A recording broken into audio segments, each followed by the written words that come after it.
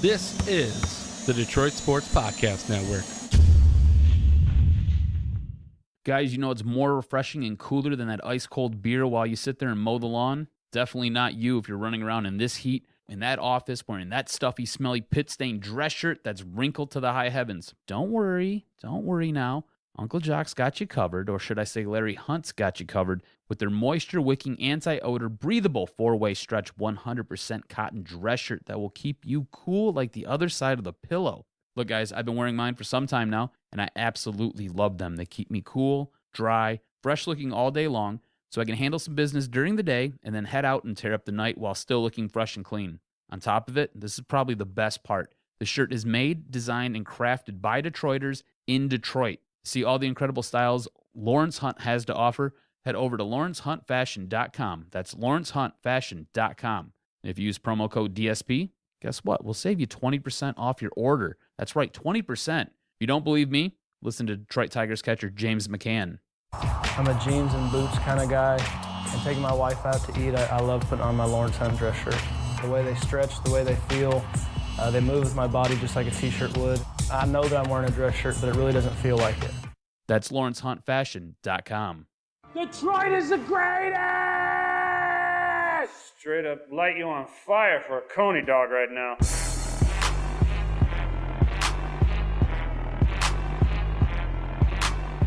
Darren McCarty comes back to Neiman in front of him. McCarty draws. McCarty in. McCarty scores! A magnificent goal! Darren McCarty!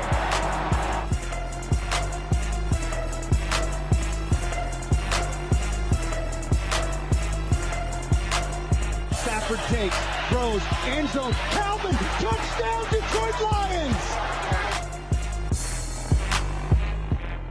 Welcome, everybody, to the 73rd edition of the Motor City Sports Rant. I am the Doc, John Macaroon. Jason Jarvie, follow him on Twitter at Jarvie the King. He's not available this week. So this week, the Doc is here to bring you all the sports news that you need to follow on this Tuesday.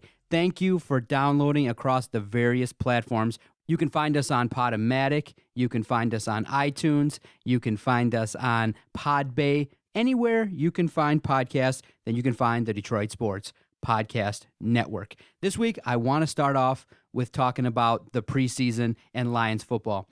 A lot of talk on the internet on Friday was, okay, we're all excited. It's now the end of summer, and now fall is upon us, and that means football. But in terms of the NFL, people are looking at the first preseason game, and they're going, okay, what do we take away from the preseason? Should we at all even pay attention to the preseason? I mean, you look around the landscape in Detroit, and I saw some hype videos for the Detroit Lions in their first preseason game, and then I saw on the other spectrum, I saw people that felt that, why even care about the preseason at all? It's fake football. It's another way the NFL is just using the fans, their loyal fans, to draw money by charging them full price to watch what are in essence practice games.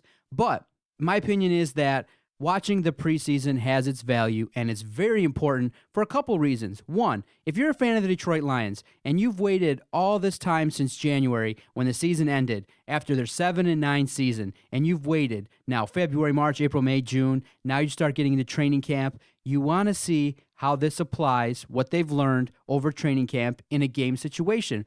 You say, well, they're not going to feature all that kind of, their full offense, their full defensive repertoire. Why are you so invested in watching the preseason? Well, it's competition. You want to see how the second and third stringers look, because every NFL team at some point in time in the season is going to face injuries. They're going to face situations where a guy that we're not counting on to get hurt gets hurt, and then the next man up has to step up. And so you get a chance to look at what the guys on the third string, fourth string look like and how they can perform against NFL caliber competition. And so watching the Detroit Lions on Friday, I definitely was excited. But not to the level where I was getting hyped. No, I kept it under wraps. I wanted to see what Matthew Stafford and the first team offense was going to do. Were they able to move the ball? I was excited to see Jake Rudock, and I am a little bit sarcastic in that I call him the next Tom Brady because I'm aware the fans are super excited about Jake Rudock and what he may bring to the table for the Detroit Lions. I thought that he performed very well in terms of what he was able to do. He was able to perform at a quality level, got the team down there, scored a touchdown. He was able to showcase his talents. And I do believe one of the storylines that fans should look to is the competition between Jake Rudock and Dan Orlovsky. Dan Orlovsky has been the backup here for quite some time, and I would argue that it's time to cut the cord. I mean, that pass that he threw literally with his eyes closed resulted in a pick six. You can't do that in the NFL, and especially with the level of experience that Dan Orlovsky has. Jake Rudock, I'm going to pump the brakes. I'm not as excited as a lot of Michigan fans out there who are actually believing that he should be the starter of the Detroit Lions, that he actually is going to be, he's going to amount to a Super Bowl caliber, Pro Bowl quarterback right off a jump, and that's just not realistic. I mean, when you really look at it, Jake Rudock has come a long way from the quarterback that played at Iowa, was a transfer, played for Jim Harbaugh at Michigan, and really developed over the course of the 2015 season. And it's nice to see that the Lions are actually going to have a serious competition for the second-string quarterback position, because if Matthew Stafford goes out, a lot of people are feeling like, well, the season's done. I would argue that if Matthew Stafford goes down, I think that if Jake Rudock is the backup, you do have a chance to at least have a guy that can manage the game and that can do some things and allow the other talent on the offense to step up and maybe carry him a little bit while he gets through his learning pains. And so we never hope that Matthew Stafford gets hurt, because obviously he is the best option. But I just wanted to start off talking about watching the preseason and being excited that at this point in time, there is now football on. There will be no Sunday without football until after the Super Bowl. So for those that say, why watch? I would argue then, okay, I understand you would say then, why have a preseason? Why have a stretch of games where they don't mean anything and you charge the fans full price because the superstars that we all expect to see are basically going to play a quick series and they're going to get out. But in essence, what you want to see is you want to see what the quarterback is able to do in a couple series. Is he able to get the calls out? I mean, Jared Goff, featured in HBO's Hard Knocks, has never ever called plays before. And so you get to see in training camp, you get to see, oh my goodness, this quarterback is going to have to run a machine of an offense, and they're not going to sit around and wait for him. And so that's what I want to see with Matthew Stafford. And then you get a chance to see, okay, we drafted Taylor Decker in the first round. We've drafted other offensive linemen in the first round. You want to get a chance to see, hey, what are these guys going to do when it's time to perform and the lights are on and they're facing NFL caliber talent? Taylor Decker got introduced to the NFL real quick. And yes, I was a little bit concerned that he didn't look that great, that a lot of people are walking away from that first performance going, oh boy, here comes that learning curve. Ideally, you would like to see Taylor Decker squash someone, open up some massive holes, and keep Stafford upright. But it didn't happen. And so I tweeted out on our Twitter page, at Detroit Podcast, oh, the Lions look like they're in midseason form. They're driving, and Stafford gets sacked, and he turns the ball over, and that's a wrap. But what you got to hope for in the preseason and what you come away with it was Stafford walked into the game, Taylor Decker walked into the game, the running backs walked into the game, and the majority of your star talent, while they didn't play a whole heck of a lot, they walked away relatively injury-free, and you're able to see, okay, there needs to be work done on the offensive line, the run game. Matthew Stafford has to continue to be coached up on not holding the football too long, because when plays break down and when there's a struggle, you get a chance to see that Matthew Stafford tends to hold the football too long. And in the NFL, you only got basically 2 to 3 seconds to make your read and make a decision. And a lot of the decisions with the Lions are going to be checkdowns.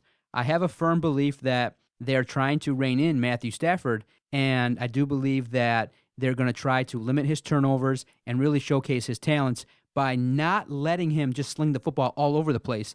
I think it's going to be controlled, but a factor that might change and might allow us to have a little bit of hope that it's not going to be a dink and dunk offense is Marvin Jones. This is a guy that, by all accounts and the reports are, he is doing some things in training camp, and I want to see further in the preseason when, hey, go deep in that third game. I want to see the progression of the relationship between Marvin Jones and Matthew Stafford.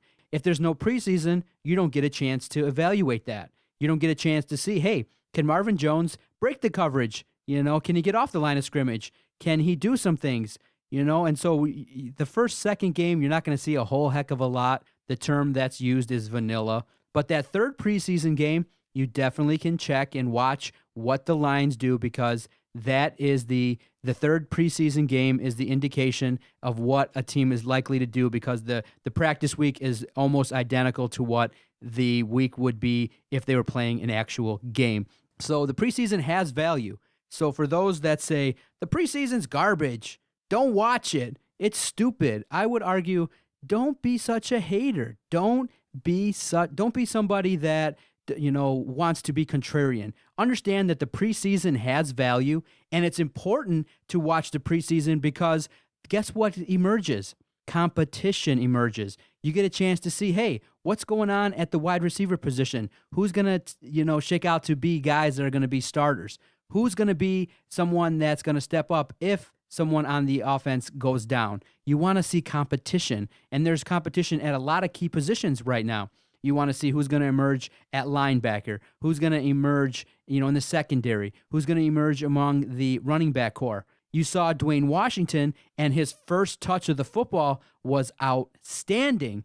And so if there's no preseason, you don't get a chance to see Washington run the ball back and score a touchdown. You don't get a chance to see Zach Zenner plow through guys and show what he can do. And so the preseason, to me, has value.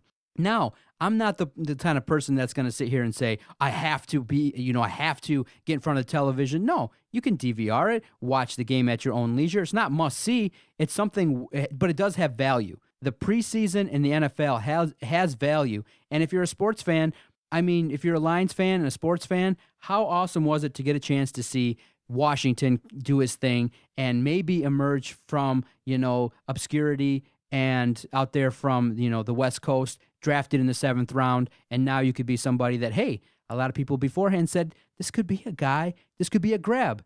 When is the last time you could say the Lions had a solid, productive 7th round talent? It's been a minute. So the preseason to me has value, and it's important to watch it, but I understand that, you have to be in a situation, you have to kind of keep it where it needs to be, and that's watch for the competition, watch for the injuries, watch to see how the offense and defense progresses, even though you're not getting the full allotment of plays. And the other big story that emerged this week for the Detroit Lions involves Bob Quinn, his word when he was first hired as the general manager of the Detroit Lions. He comes out, and when he's initially hired and they're asking, okay, what type of talent are you going to hire here for the Detroit Lions? Because you understand that the Lions haven't had a significant collection of NFL talent for several years. You can just look at the results, and that'll indicate to you that his first big important job was to survey the landscape of talent and find ways to upgrade that talent so this football team could be competitive. In recent years, everyone knows about the struggles. Everyone knows about the significant challenges that NFL players present to the organizations, to the community, because of some off-the-field issues that are really concerning. And so, coming from the New England organization, they are known for taking flyers on guys that are troublesome. One of the biggest ones is Randy Moss, an individual that had a lot of character flaws, a lot of situations where teams let him go and he bounced around because not really so much of on the field. He was a very talented wide receiver. He had speed galore and was a guy that I wish the Lions would have drafted, but like so many other talented players, he slipped through the cracks and the Lions did not take him. So coming from the New England organization, you go, okay, what is Bob Quinn willing to risk in order to have a successful team? And so others would argue, absolutely not. You don't want guys on your team that are going to have character issues. You don't want guys that are going to brandish guns. You don't want guys that are going to be in the police blotter or get arrested for domestic violence issues. He was asked the question, and he used the words that are now being used against him because of the recent signing that they made, earlier this week. But Bob Quinn has to own up to it in that he came out and told the media. He came out and said, I want to have a zero tolerance policy. And he was specific. He said, gun issues, domestic violence, we can't have that. And he said, we want to have a zero tolerance policy. So, you go, okay, that means that he's probably going to be, in line with what Martha Ford wants, in line with the recent past, in that, the former Lions regime did not take too many flyers on guys that had troublesome issues. You now see a situation where you're strapped for talent at tight end. And you have a situation where your current tight end, Brandon Pettigrew, is dealing with an injury. Eric Ebron is dealing with an ankle injury. You have to put bodies on the field. And so they go out and they sign earlier this week tight end Andrew Quarless. And so then everyone's like, whoa, we know that name. They check the police blotter and the record, and they go, we realized that recently he pled no contest to a weapons charge after he allegedly fired a weapon after a dispute, and he took out a gun and fired it late in the morning hours in Miami, and he was somebody that potentially put people at risk. You question somebody, and it's right to question somebody that can be that impulsive that when during a dispute you pull out a gun and shoot it up in the air, because at any time you realize that if you fire a gun, you could be putting people's lives in danger. And so right away when that signing happened, the media in Detroit, and rightfully so, they said, hey, why did you kind of come out and say that the Lions have a no-tolerance policy, and all of a sudden when you need a guy, you signed Andrew Quarless? Now Bob Quinn comes out and goes, we did our research, we were able to go look, and we feel comfortable signing this individual. And I have no problem with that. My problem is coming out and saying that you have a zero-tolerance policy, because in essence, that means you will not take any chances. Zero tolerance. It doesn't mean zero tolerance, well, with the exception of a guy that we research and find to be okay. Okay, so now you open yourself up to credibility issues and things like that. The signing of Andrew Quarless, it's no risk. You got a guy that's not guaranteed I don't think he's guaranteed any money. You got a guy that can compete for the job. Arguably, Cole Wick should beat him out. But you need bodies for practice, for situations, that when you have a practice, you got to have a certain amount of tight ends to run the drills. So you sign the guy, and it's no problem. But when you come out and say we have a zero tolerance policy, now you're opening up to being called a fraud. You're opening up to being called, a guy that's not living up to his word. And so in that case, I would say his first big mistake was coming out and using that phrase to describe his policy in terms of signing players. He should have just came out and said, listen, ideally, any individual that wears the Detroit Lions uniform is going to be an upstanding citizen, not going to get in trouble, and absolutely under no circumstance are we going to sign guys that have had a history of domestic violence, or if they do commit acts of domestic violence while they're wearing a Lions uniform, we will not accept that at all. They'll be cut immediately, and or we'll take measures swiftly and progressively when those type of issues happen. And so I think that what the Lions should have done and Bob Quinn should have done was just be honest and say, listen, my job is to sign football players that are going to help this team win, and we're going to do our absolute best to sign guys that are going to be, while they wear the Lions uniform, be upstanding citizens. Now, if a guy has a past and we do our due diligence and we research and we get him into our system and we believe that he's been rehabilitated, then he's a guy that can play on our team. It goes into another societal thing that people want to, look to, in that, do you believe in giving second chances? Do you believe that a guy that has previously brandished a weapon, that pleads no contest, serves his time, or, accepts his responsibility and faces the punishment that society gives him, do you give a second chance at that point? And so naturally, no one wants to say it, but if you're a talented football player and you can make plays and you're one of the guys on the 52-man roster that's, quality and can do some things, you're going to find yourself on an NFL roster. No doubt about it. And it's something that needs to be said.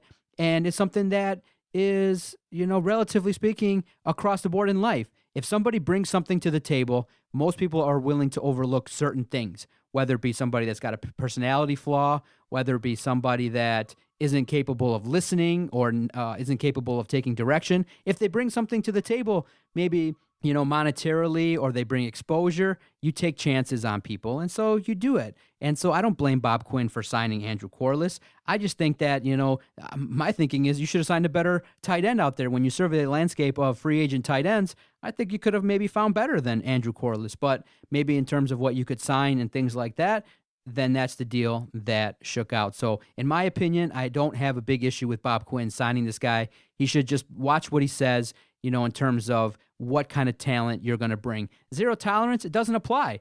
It doesn't apply because you're trying to put together 52 men to play football. Now, we're not trying to, sign 52 men here to run the country or to, build something of value. What they're trying to do is build a solid NFL football team that wins.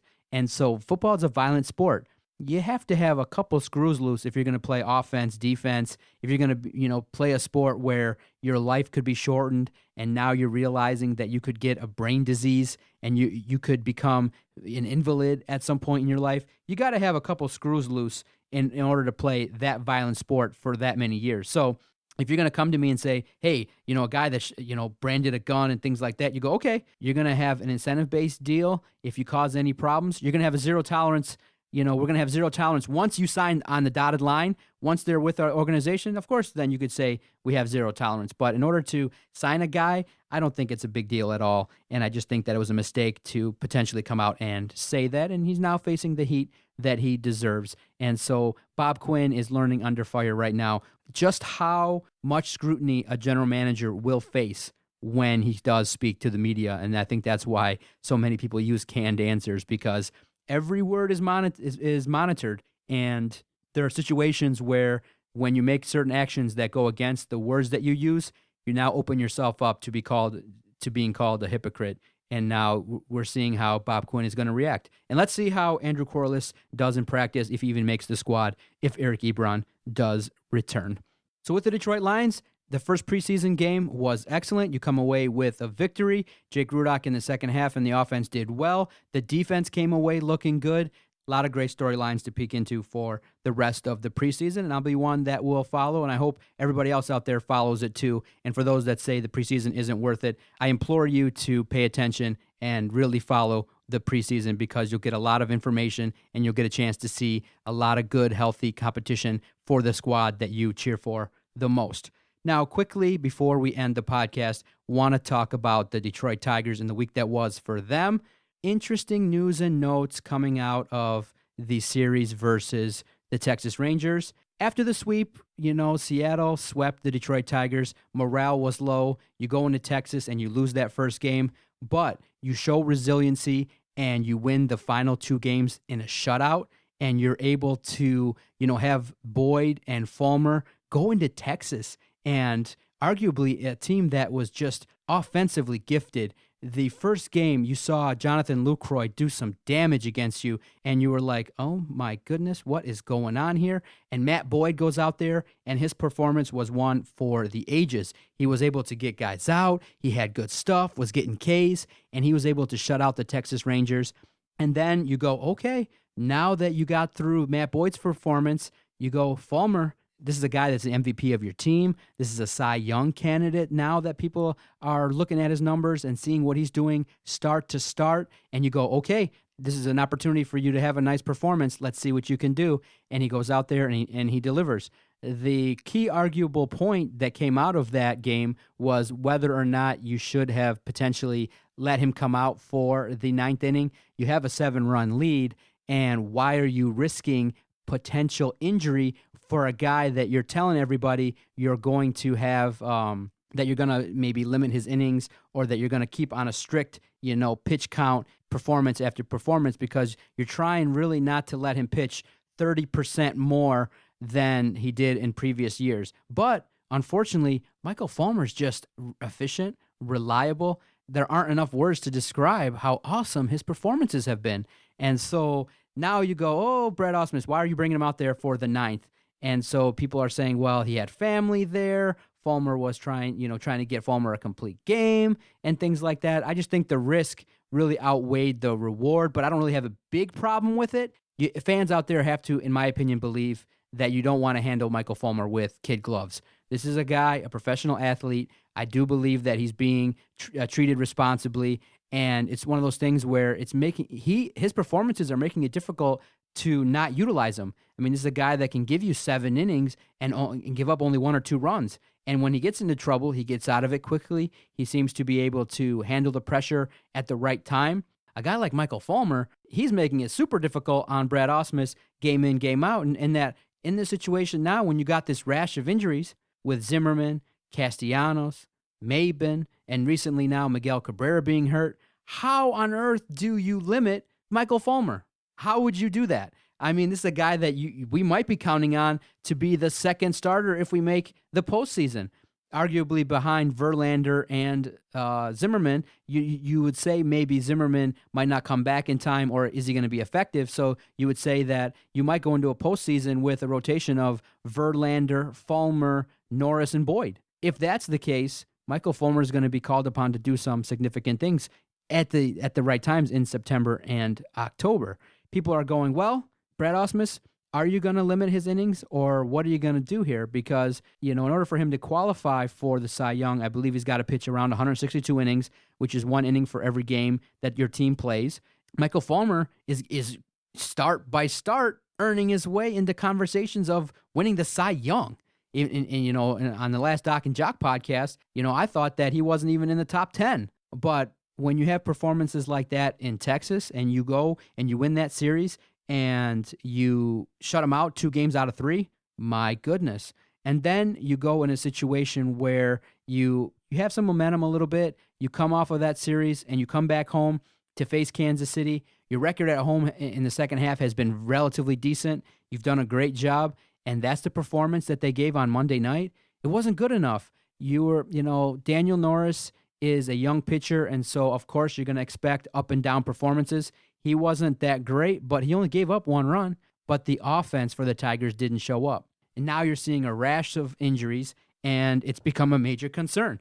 Miguel Cabrera goes out in the first inning, and now the reports are he's day-to-day with a left bicep strain, and you go, well, maybe he misses a couple games in the series versus Kansas City. Maybe he can get back in the 4-game stint versus Boston, but you just can't afford another guy to go down. It's just unfortunate the timing of Miguel Cabrera going down. But what you say is, okay, the pitching staff has come around. The pitching staff has, for this stretch of games, given you an opportunity to win, and they're putting you in the right position.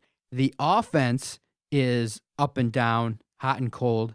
You could say that when Miguel gets cold, the team has no chance to win. When JD is not doing that well, when Ian Kinsler, the guys that stir the drink, aren't performing, like with any other ball club, when your stars aren't performing on offense, you're not going to score runs. But now you're starting to point the finger and really look at one guy in that Tigers offense that's just really killing you, and that's Justin Upton, a guy who signed a 5-year deal, 2 years. He's got the option after 2 years to opt out, but based on his performance, if he doesn't have a really massive 2017, he's just going to opt in, stay with the deal, and collect a boatload of money for the next 5 years. You thought it was a good idea to give him an opt-out clause after 2 years because they would give him incentive to perform.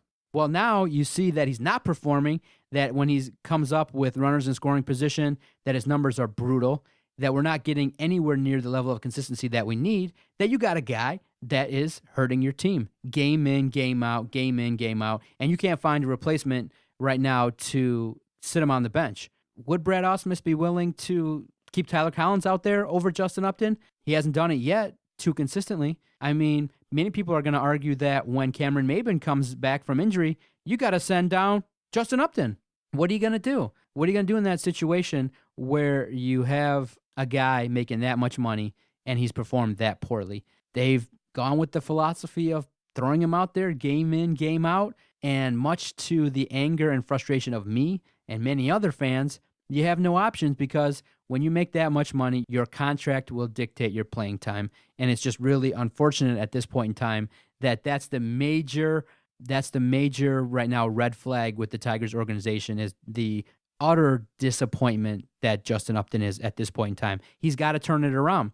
Nick Castellanos was a guy that was emerging and was having a career season. He goes down.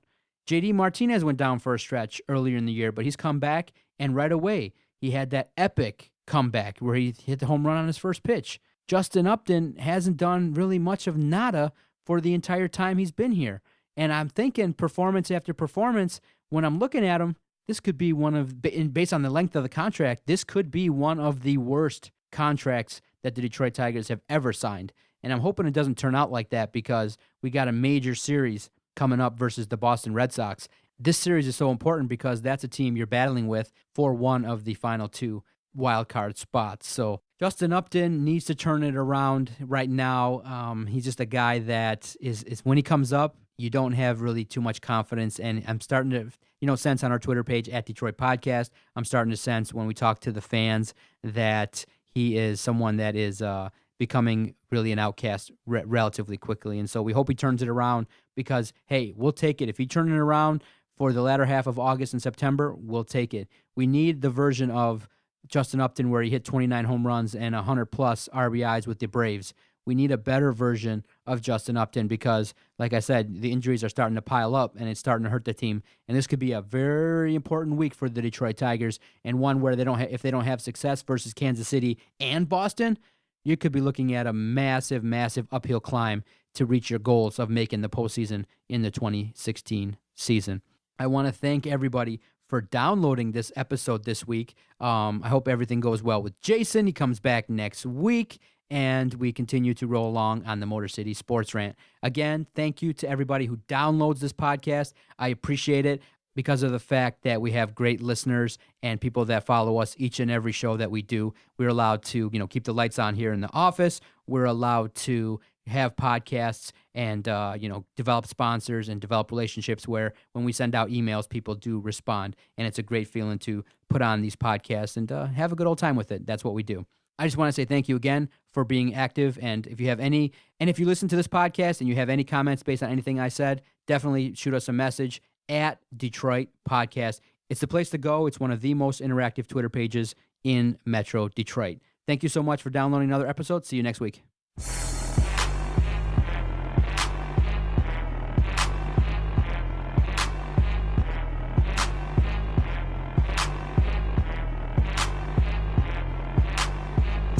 Okay, nice idiot. F you. Bye-bye.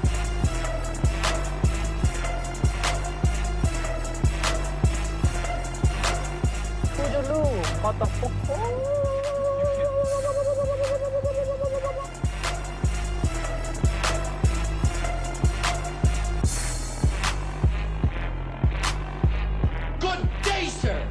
I said good day.